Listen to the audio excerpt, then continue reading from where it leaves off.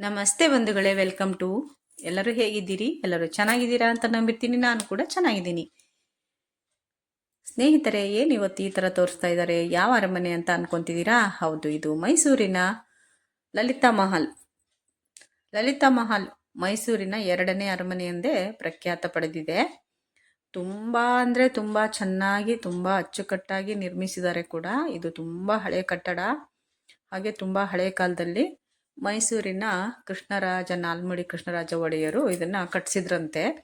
ಈ ಒಂದು ಕಡೆಯಿಂದ ಹೇಳ್ತಾರೆ, ಏನಕ್ಕಂದರೆ ರಾಜರು ಮದುವೆಯಾಗಿ ಬಂದಾಗ ರಾಣಿ ಬಚ್ಚಲು ಮನೆ ಚೆನ್ನಾಗಿಲ್ಲ ಅಂತ ಹೇಳಿದ್ದಕ್ಕೆ ಇಲ್ಲೇ ಇರು ನೀನು ಅಂತ, ಇಲ್ಲಿ ನಿನಗೋಸ್ಕರ ಅಂತ ಕಟ್ಸಿದ್ದಾರೆ ಅಂತ ಒಂದು ಕಡೆ ಹೇಳಿದರೆ, ಇನ್ನು ಕೆಲವು ಕಡೆ ಹೇಳ್ತಿದ್ದಾರೆ ಹೇಗೆ ಅಂದರೆ, ಇದನ್ನು ರಾಜರು ಅತಿಥಿ ಗೃಹ ಅಂದರೆ ನಮ್ಮ ಹೊರಗಡೆಯಿಂದ ಬರೋಂಥ ಫ್ರೆಂಡ್ಸಿಗಿರ್ಬೋದು ಅಂತ ಹೇಳ್ಬಿಟ್ಟು ಕಟ್ಸಿದ್ರು ಅಂತ ಹೇಳ್ತಾರೆ.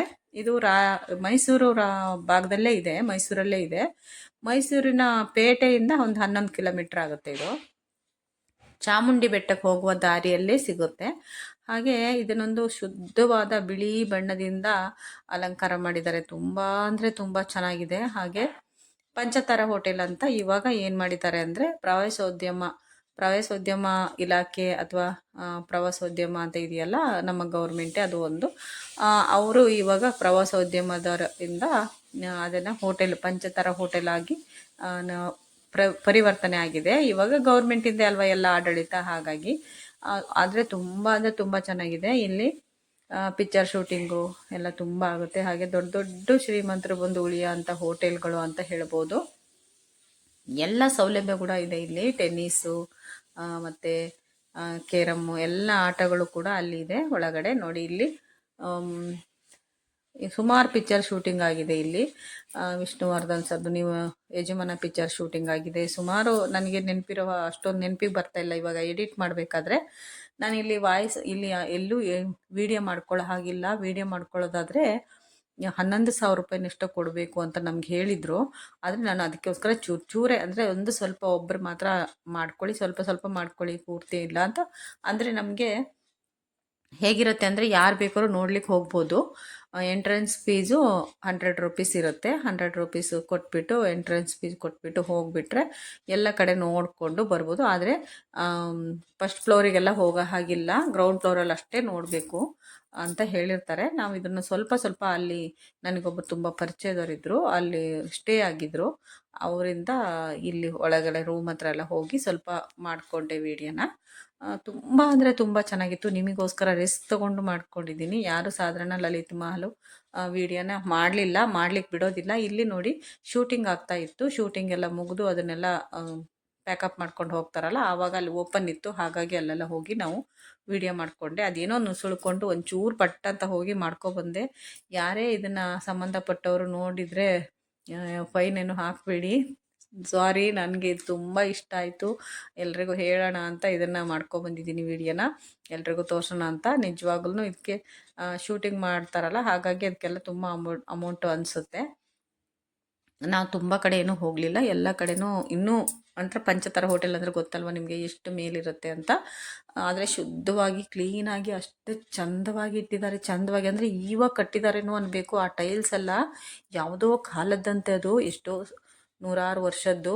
ಆದರೆ ಅದು ಎಷ್ಟು ಚೆನ್ನಾಗಿದೆ ಅಂದರೆ, ಇನ್ನೂ ಅದೆಷ್ಟು ಚೆನ್ನಾಗಿ ಮೇಂಟೈನ್ ಮಾಡಿದ್ದಾರೆ. ಒಂದು ಪೇಂಟ್ ಕೂಡ, ಒಂದು ಕಂಬದಲ್ಲಿ ಒಂದು ಪೇಂಟ್ ಒಂದು ಡ್ರಾಪ್ ಕೂಡ ಮಾಸ್ಲಿಲ್ಲ, ಅಷ್ಟು ಚೆನ್ನಾಗಿದೆ.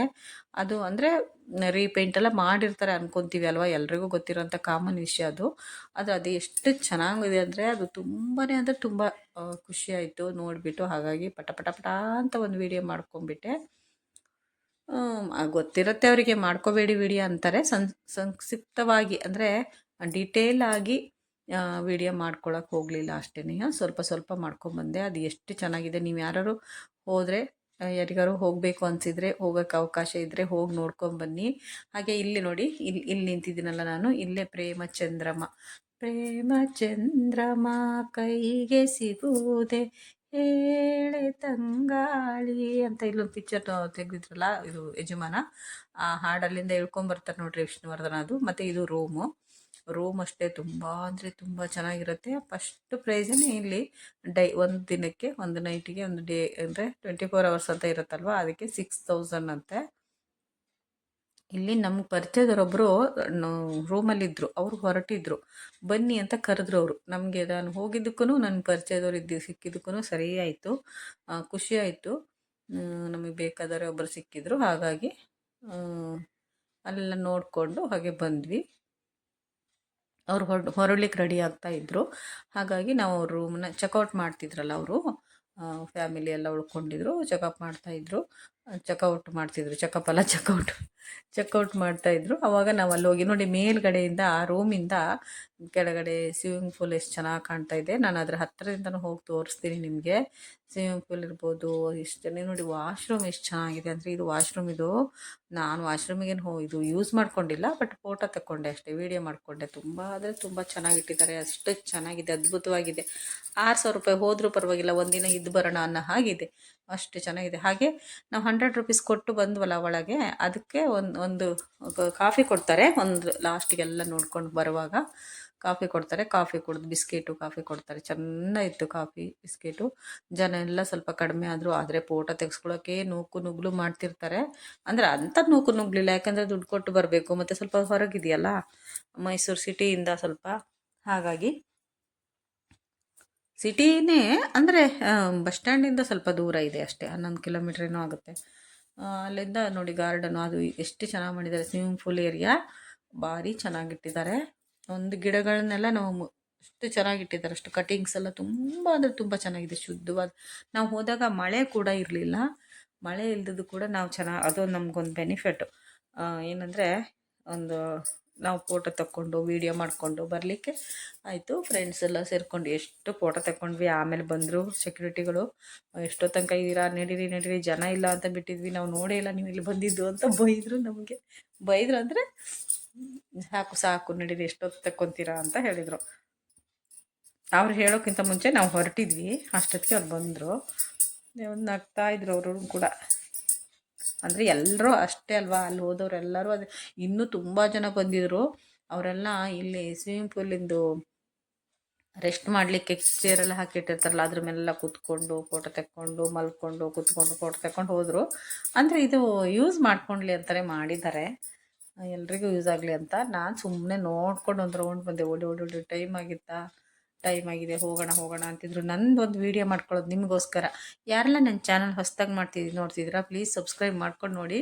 ವಿಡಿಯೋ ಇಷ್ಟ ಆದರೆ ಲೈಕ್ ಮಾಡಿ, ಶೇರ್ ಮಾಡಿ, ಕಮೆಂಟ್ ಮಾಡಿ. ಇನ್ನೂ ಒಳ್ಳೊಳ್ಳೆ ವೀಡಿಯೋ ಹಾಕಲಿಕ್ಕೆ ನನಗೆ ಸ್ಫೂರ್ತಿ ಆಗಿರುತ್ತೆ ಅಂತ ನಾನು ನಿಮ್ಮ ಹತ್ರ ಕೇಳ್ಕೊತೀನಿ.